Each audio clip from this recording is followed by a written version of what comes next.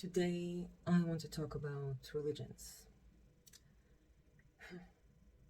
And I'll explain you why I believe in all of them. And I think that all of them are true. You see, while everyone were fighting about who's right, who's wrong, whose religion is right, and who is not, it looked like everyone missed the most important thing about religions. The thing that actually they all have in common: the past religion, the present religion, and every future religion that is ever going to be. It's the belief itself. This is what actually makes religion a religion. This is what actually makes God. Because without the belief in God, there's no God. It doesn't exist. And every religion is saying the same thing about it. Every religion tells you that you need to surrender. You need to surrender to the God of this religion, to the things that he represents. This is to believe in something, to actually surrender to the things that this thing represents.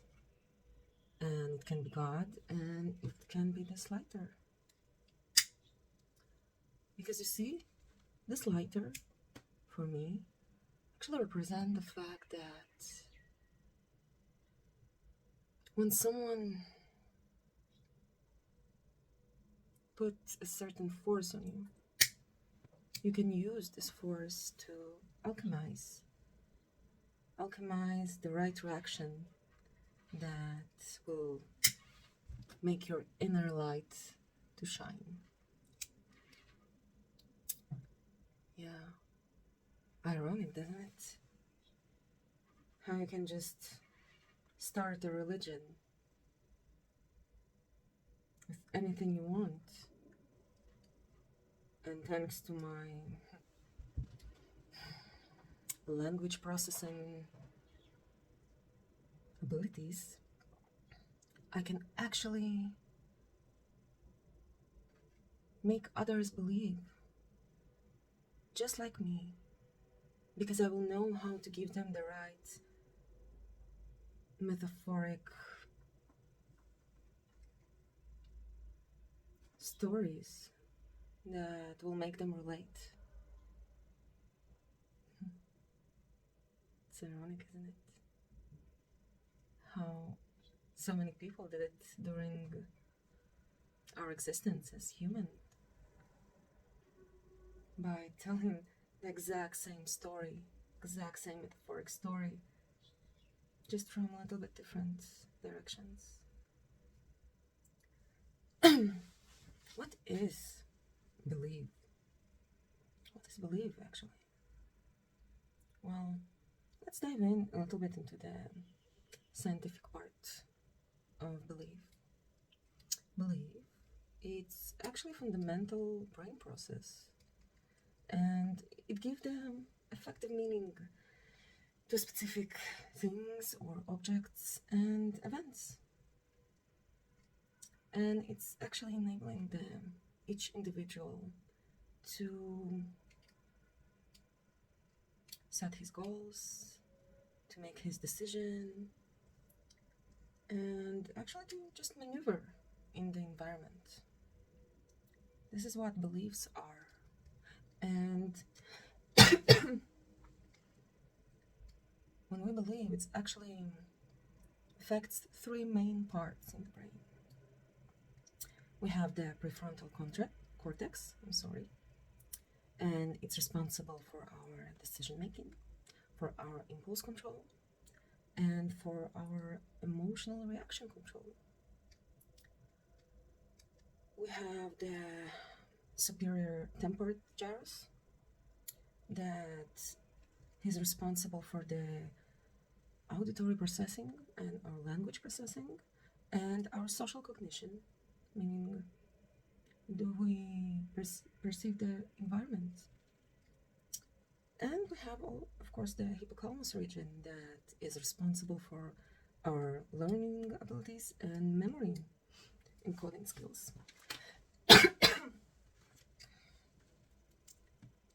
And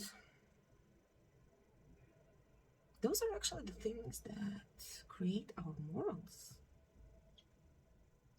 Because our moral system, meaning our belief system, it's based on learning from also our memories, from the environment, and based on that, on what we learn, we will make our decisions.